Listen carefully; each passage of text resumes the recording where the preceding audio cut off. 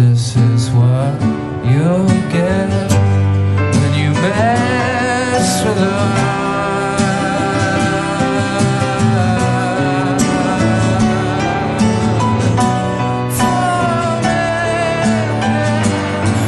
So leave the link right there. We need his opinion on what SJ said to you.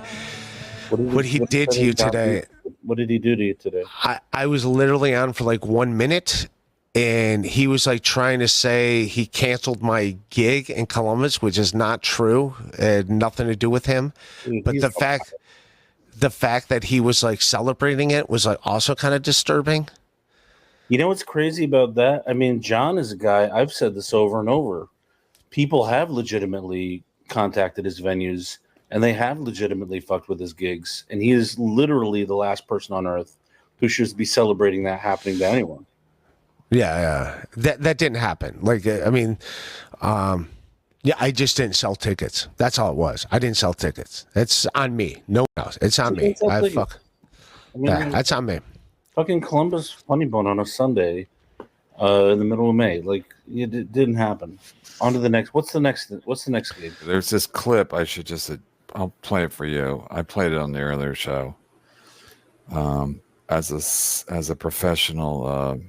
Anyway. Oh, trashing me. I knew you were gonna say. No. Okay, hold on. Ray, What's up? why were you on call show trashing me? I knew you were gonna say. No one was trashing you. No one's trashing. John, you're supposed to be a comedian. Get some thicker skin, buddy. You're supposed to let this stuff roll off your back. People trash me. People make jokes. Who cares? You're a comedian, right? So why have you been crying? So then why have you been crying about Kevin trashing you all the time? I'm not crying about Kevin trashing me. Yes, you have. You've been crying about it nonstop. I'm not crying about it. That guy hates my guts, so be it.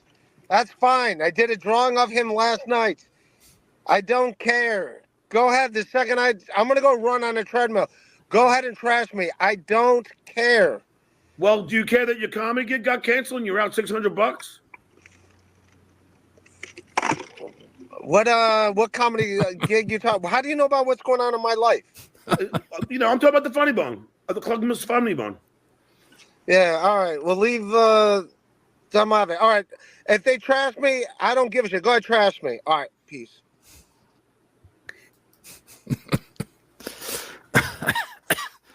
I know you can't listen. It's getting crazy in here. Is it too crazy? I mean, it's certainly engaging. A lot of people are it seems difficult to turn away. I started clapping. I was clapping on the first show. I started clapping with like excitement and glee. Before we go on, can I just seriously ask you a question? What's up? What is going on? I feel like I've jumped halfway. I feel like I've jumped on a moving train on this show tonight. It's a moving train, dude. It left the station. I watched a little bit of KB's show. The last 45 minutes of KB's show. Your show was canceled. Right? Yeah, because I did not sell enough tickets. That's why I got canceled. I didn't sell enough tickets. Okay, that's it. It's on me. It's on me. It's on me. Anyone in comedy who celebrates you not selling enough tickets, who has been in comedy for more than 10 minutes, doesn't know what the fuck they're talking about. Yeah. Right? So let me ask you, what part of that is so? What do you think is so? That's a powerful clip. There's a lot of things going on there. What do you think is most remarkable there? Wow, I can't believe you call it a powerful clip as a professional. I mean, you're off duty, but it's like it's so incredible because hold on, let me get Mr. Kill here. It's so incredible, Mr. Kill. Welcome. Thank you for having me. How are you doing? Sorcerer, nice to meet you again, too. Good to see you again, Mr. Kill. So it's really unbelievable because John kind of did a classic switcheroo on him, So, and I think John learned that when he was on the Stuttering John show. I mean, the Howard Stern show, and then he did all the interviews. So he kind of knew to give him like a softball question, and then he knew he had the right hook. a hold. You know, he was kind of hiding it and holding back. So you know, the thing is, what I was saying on my other show is like, you know, Ray, I don't know. I mean, it's like watching Ray react, and then Ray has been talking about this stupid gig for months, and then it got canceled the day before. So watching Stuttering John bring it up, and then Ray going, what gig got canceled? And then, of course, you know, again, Ray always plays the dumb guy. But even in this scenario, I think he knew that he was busted. Like somehow the word got out. And again, somebody texted me that it got out. And then I did the show about it. And then I asked the guy after, I said, who sent that to you? He said, kind of somebody anonymously. Because and I was like, it's just that's what I'm saying. It's like it's so crazy that probably Ray thought nobody would find out, and then now everybody found out. And then when he got busted, you could kind of see the blood drain from his face. Like he got kind of pale at the end, which was like incredible. Like he was going through all these emotions. Like he came in cocky and John, you got to get a thicker skin. And by the end, he's so deflated that he probably, you know, I don't know if he was driving, but you know, I'm sure his whole day is like, holy fuck, what the fuck just happened?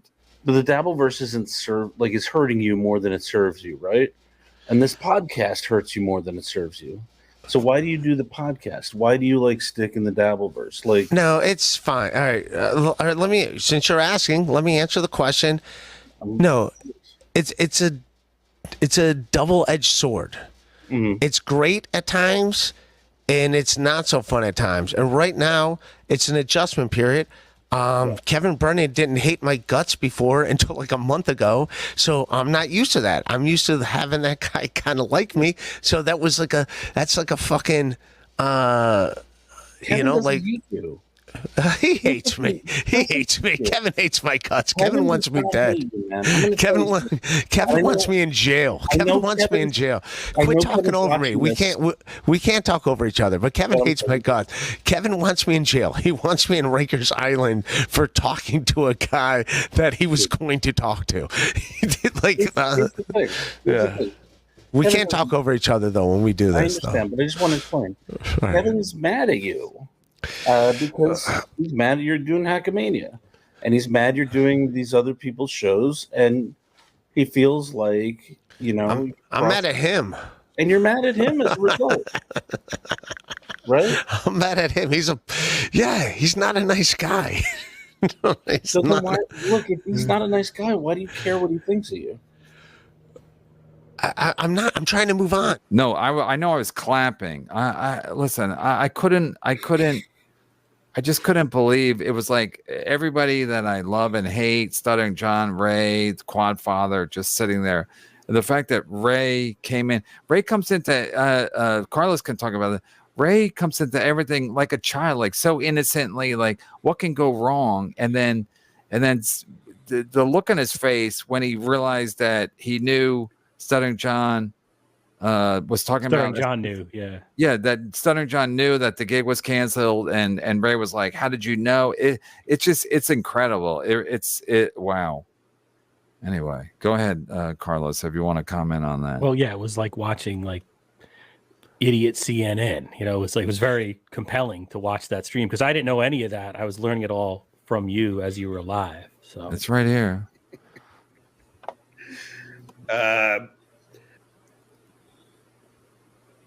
Oh, that's the end of it, I think. I'm shocked that John knew. Okay, hold on. Ray, What's up? why were you on call show trashing me? I knew you were going to say no one was trashing. the classic John. He thinks he sets up Ray because he's like, I'm just going to talk about, you know, nothing major. No one's trying to. John, you're supposed to be a comedian. Get some thicker skin, buddy. You're supposed to let this stuff roll off your back. People trash me. People make jokes. Who cares? So if you You're pause a it here comedian, really quick. right? So what is set up, what's been set up here is a normalization of right and wrong. That if you're a comedian, you're supposed to let bad things roll off your back and Right. not react to them. Right. So and what you're expecting is they've set up the expectation of, if you hear any more bad news in this conversation, I will let it roll off my back. Wow, exactly. And yet the turn is, Have you been crying? So then why have you been crying about Kevin trashing you all the time? I'm not crying about Kevin trashing me. Yes, you have. You've been crying about it. so nonstop. So he sets him up again. He reinforces, roll off the back, and he says he asks Ray to demonstrate, and he does. So again, it's reinforcing this initial messaging of, if this is not the best show ever, what is? What is the best show ever? Come on. Crying about it. That guy hates my guts, so be it. That's fine. I did a drawing of him last night. I don't care. Go ahead. The second I'm going to go run on a treadmill. Go ahead and trash me. I don't care. Well, do you care that your comedy gig got canceled and you're out $600? and that's the turn. It's really, really great comedy from The sip on the drink is classic. Yeah. Where he's like, okay, what am I doing now? Like, so that goes back to the question about the food issue. Caloric intake, eating, drinking can be a soothing mechanism. Right. Well, that's what Red Bar calls the full sip, right? Ooh, yeah, good term. I like that. Wow, he has a name for it? I think that's where that's where I've seen people in chat say that. It's the full sip. The full sip. The I full like that. sip. I could be wrong. Ooh, okay. So he bombs, right? And he goes to take the full sip. The full sip. The full sip. What comedy gig you talk? How do you know about what's going on in my life? I'm talking about the Funny Bone. The Club Miss Funny Bone. Yeah, all right. We'll leave some of it. All right. If they trash me, I don't give a shit. Go ahead, trash me. All right, peace. Wow. The full sip. The full sip. So that was in something. You can go to a therapist, right? That's all I'm saying. You need someone you can talk to who's not a comic, who's not in this world, who isn't invested in fucking with you at all. That's everybody. I assume everyone's, even if I order something at Panera's, I'm like, I think they're the dabble version. They're just fucking with me. I assume everyone's fucking with me.